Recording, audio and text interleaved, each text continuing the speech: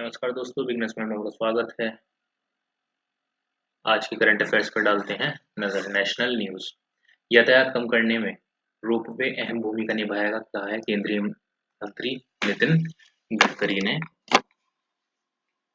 केंद्रीय सड़क परिवहन और राजमार्ग मंत्री नितिन गडकरी ने कहा कि यातायात कम करने में रोपवे अहम भूमिका निभाएगा। उन्होंने कहा केंद्र सरकार शहरों, राजमार्गों और दूर-दराज के इलाकों में यातायात की भीड़ को कम करने के लिए विभिन्न विकल्पों की खोज कर रही है। आज मुंबई में महाराष्ट्र सरकार के साथ समझौता ज्ञापन पर हस्ताक्षर करने के अवसर पर श्री गडकरी ने कहा कि राज्य के विभिन्न हिस्सों में रोपवे विकसित किए जाएंगे। उन्होंने काम को तेजी से आगे बढ़ाने के लिए विस्तृत परियोजना रिपोर्ट शीघ्र तैयार करने का भी सुझाव दिया है। भाजपा के वरिष्ठ नेता लालकृष्ण आडवाणी ने भारत रत्न दिए जाने पर सम्मान और प्रसन्नता व्यक्त की। लालकृष्ण आडवाणी जी को भारत रत्न दिया जा रहा है। प्रधानमंत्री नरेंद्र मोदी ने ओडिशा के संबलपुर में 68,000 करोड़ रुपए से अधिक की कई परियोजनाओं की शुरुआत की। प्रधानमंत्री नरेंद्र मोदी ने आज ओडिशा के संबलपुर में 68,000 करोड़ रुपए से अधिक की परियोजनाओं का उद्घाटन और शिलान्यास किया। श्री मोदी ने कई बिजली, सड़क और रेलवे बुनियादी ढांचा परियोजनाओं का अनावरण किया। इन परियोजनाओं में भारतीय प्रबंध संस्थान IIM संबलपुर के 402 करोड़ रुपए के स्थायी परिसर का उद्घाटन भी शामिल है। केंद्रीय राज्य मंत्री राजीव चंद्रशेखर ने प्रौद्योगिकी और नवाचार के क्षेत्र में भारत की परिवर्तनकारी यात्रा की सराहना की है। इलेक्ट्रॉनिक्स और सूचना प्रौद्योगिकी राज्य मंत्री राजीव चंद्रशेखर ने प्रौद्योगिकी और नवाचार के क्षेत्र में भारत की परिवर्तनकारी यात्रा की सराहना करते हुए कहा कि डिजिटल इंडिया फ्यूचर लैब्स भारतीय स्टार्टअप के लिए अवसर प्रदान करने और हर उभरते क्षेत्र में देश की महत्वाकांक्षाओं को पूरा करने में उत्प्रेरक के रूप में कार्य करेगा। दिल्ली में इंद्रप्रस्थ सूचना प्रौद्योगिकी संस्थान में डिजिटल इंडिया फ्यूचर लैब्स के उद्घाटन के अवसर पर उन्होंने कहा कि सरकार का लक्ष्य खुलेपन, सुरक्षा और विश्वास के प्रमुख सिद्धांतों के आधार पर डिजिटल पारिस्थितिकी तंत्र का निर्माण करना है। रक्षा मंत्री राजनाथ सिंह ने नौसेना डॉकयार्ड में भारतीय नौसेना के सर्वेक्षण पोत संध्याक के जलावतरण समारोह की अध्यक्षता की। रक्षा मंत्री राजनाथ सिंह ने आज विशाखापट्टनम में नौसेना के डॉकयार्ड भारतीय नौसेना के सर्वेक्षण पोत संध्याक के जलावतरण समारोह की अध्यक्षता की। इस अवसर पर उन्होंने सुरक्षा, व्यापार और मामले में भारतीय नौसेना की शक्ति और कौशल पर प्रकाश डाला। रक्षा मंत्री ने कहा कि भारतीय नौसेना महासागरों मुक्त व्यापार में महत्वपूर्ण भूमिका निभा रही है और संभावित समुद्री डाकुओं के हमलों को रोकने के लिए तैयार है। केंद्रीय मंत्री पीयूष गोयल ने भारत मंडपम में उत्पादन प्रोत्साहन योजनाओं से संबंधित बैठक की।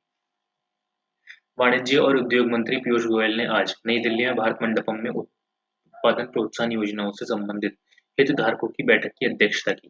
बैठक को संबोधित करते हुए श्री गोयल ने भारत को आत्मनिर्भर बनाने के लिए सभी हितधारकों को एक साथ आने और उद्योगों में पारदर्शिता बनाए रखने का आग्रह किया। प्रधानमंत्री आज ओडिशा के संबलपुर में 68,000 करोड़ रुपए से अधिक की विभिन्न विकास परियोजनाओं का शुभारंभ करेंगे। प्रधानमंत्री आज ओडिशा के संबलपुर में 68,000 करोड़ रुपए से अधिक विभिन्न विकास परियोजनाओं का शुभारंभ करेंगे। वे आज ओडिशा के संबलपुर में 68,000 करोड़ रुपए से अधिक लागत वाली परियोजनाओं का शुभारंभ करेंगे और आधारशिला रखेंगे। प्रधानमंत्री इस दौरान जगदीशपुर हल्दिया और बोकारो धामरा पाइपलाइन परियोजना के धामरा आंगुल पाइपलाइन खंड का उद्घाटन करेंगे। इस परियोजनाओं को प्रधानमंत्री ऊर्जा गंगा के अंतर्गत लगभग 2,500 करोड़ रुपए लागत से पूरा किया गया है, जिससे ओडिशा को राष्ट्रीय गैस ग्रिड से जोड़ने की सहायता मिलेगी। Shri Modi Neyveli lignite corporation Talabira thermal power projects की आधारशिला भी रखेंगे, जिसे 27,000 करोड़ रुपए से अधिक की लागत में पूरा किया जाएगा। थाईलैंड मास्टर टूर्नामेंट में महिला सिंगल्स सेमीफाइनल में भारत की अस्मिता चाहिला का सामना थाईलैंड की सुपानिदा पोतेतोंग से होगा। बैडमिंटन में थाईलैंड मास्टर्स टूर्नामेंट में महिला सिंगल्स सेमीफाइनल में आज भारत की अस्मिता चाहिला का सामना थाईलैंड की सुपानिदा कोतेतोंग से होगा। कल क्वार्टर फाइनल में अस्मिता ने इंडोनेशिया की ईस्टर नूरोमी बारडेओ को 21-14, 19-21 और 21-13 से हराया। टूर्नामेंट के पुरुष सिंगल्स में मिथुन मंजुनाथ और महिला डबल्स में त्रिशा जॉली और गायत्री गोपीचंद्र की जोड़ी अपने क्वार्टर फाइनल मुकाबले हारकर टूर्नामेंट से बाहर हो गई है। सरकार ने चावल की कीमतों को नियंत्रित करने के लिए खुदरा कारोबारियों से मिल मालिकों को स्टॉक की जानकारी देने का आदेश दिया। सरकार ने चावल की कीमतों को नियंत्रित करने के लिए व्यापारियों, थोक विक्रेताओं, खुदरा कारोबारियों, मिल मालिकों तथा चावल का भंडारण करने वाली संस्थाओं को अगले शुक्रवार से अपने स्टॉक की जानकारी देने का आदेश दिया है। खाद्य और सार्वजनिक वितरण सचिव संजीव चोपड़ा ने कल नई दिल्ली में कहा कि विभाग चावल की सभी किस्मों के भंडारों की निगरानी करेगा। इनमें टूटे चावल, बासमती और गैर बासमती चावल भी शामिल है। अब आ जाते हैं हम इंटरनेशनल न्यूज। श्रीलंका के 76वें स्वतंत्रता दिवस समारोह से पहले कोलंबो बंदरगाह पहुंची आईएनएस करंज। भारतीय नौसेना की पनडुब्बी आईएनएस करंज कल श्रीलंका के 76वें स्वतंत्रता दिवस समारोह से पहले कोलंबो बंदरगाह पहुंच गई है। यह यात्रा भारत और श्रीलंका के बीच मजबूत समुद्री संबंधों का प्रतीक है। श्रीलंका नौसेना ने पनडुब्बी का विधिवत स्वागत किया है। पाकिस्तान के पूर्व प्रधानमंत्री इमरान खान को आम चुनाव से पहले तीसरे मामले में 7 साल की सजा सुनाई गई। पाकिस्तान के पूर्व प्रधानमंत्री इमरान खान और उनकी पत्नी बुशरा खान को अदालत ने 7 साल जेल की सजा सुनाई है, क्योंकि अदालत ने पाया कि 2018 में हुई उनकी शादी कानून का उल्लंघन थी।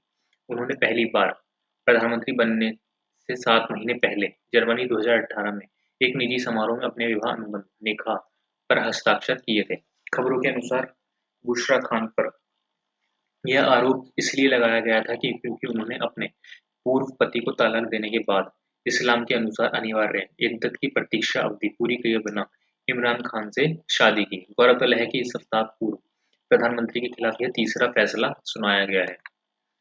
संयुक्त अरब अमीरात का एमिरेट्स एयरलाइंस चुनिंदा भारतीयों को आगमन पर वीजा देने के लिए वीएफएस ग्लोबल के साथ भागीदारी की है। संयुक्त अरब अमीरात का एमिरेट्स एयरलाइन चुनिंदा भारतीयों को आगमन पर वीजा देने के लिए वीएफएस ग्लोबल के साथ भागीदारी की है। यह सुविधा उन भारतीयों को दी जाएगी जिन्होंने अपना टिकट एयरलाइन के जरिए बुक कराया हो और जिनके पास अमेरिका का वीजा, अमेरिकी ग्रीन कार्ड तथा यूरोपीय संघ या ब्रिटेन में कम से कम 6 महीने रहने का वीजा हो। इसे 14 दिन के एकल प्रवेश वीजा के रूप में जारी किया जाएगा। एमिरेट्स एयरलाइन फिलहाल भारत में 9 शहरों से सप्ताह में 167 उड़ानें संचालित करती है। अमेरिकी सेना का इराक और सीरिया में ईरान समर्थित लड़ाकों और ईरानी रिवॉल्यूशनरी गार्ड के 85 से अधिक ठिकानों पर हवाई हमला। अमेरिकी सेना ने शुक्रवार को इराक और सीरिया में ईरान समर्थित लड़ाकों और ईरानी रिवॉल्यूशनरी गार्ड के 85 से अधिक ठिकानों पर हवाई हमले किए। इनमें ईरान समर्थित कम से कम 13 लड़ाकों की मौत हुई है और 17 ठिकाने नष्ट कर दिए गए हैं। भारत ने पेरिस में गणतंत्र दिवस पर आईफिल टावर पर एकीकृत भुगतान प्रणाली यूपीआई की औपचारिक शुरुआत की।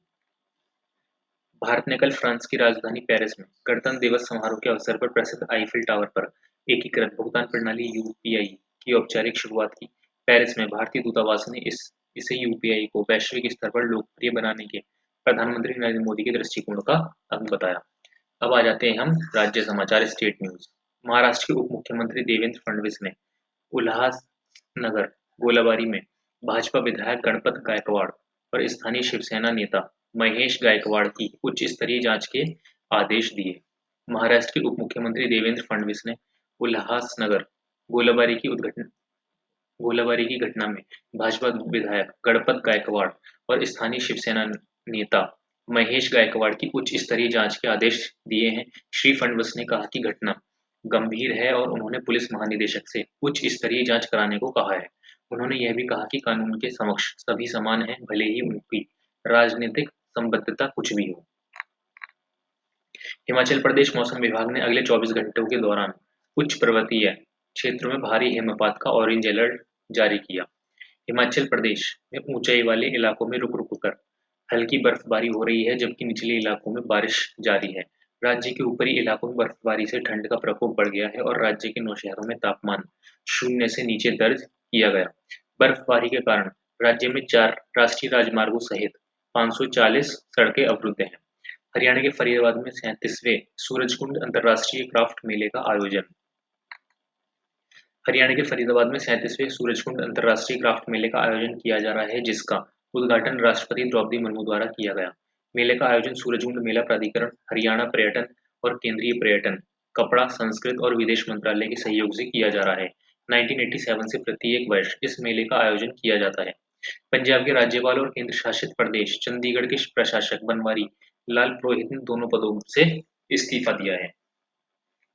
पंजाब के राज्यपाल और केंद्र शासित प्रदेश चंडीगढ़ के प्रशासक बनवारी लाल पुरोहित ने दोनों पदों से इस्तीफा दे दिया है। उन्होंने अपना त्यागपत्र राष्ट्रपति द्रौपदी मुर्मू को भेज दिया है और उनसे इस्तीफा स्वीकार करने का अनुरोध किया है। अपने त्यागपत्र में उन्होंने बताया कि वह निजी कारणों और कुछ अन्य प्रतिबद्धताओं के कारण इस्तीफा दे रहे हैं।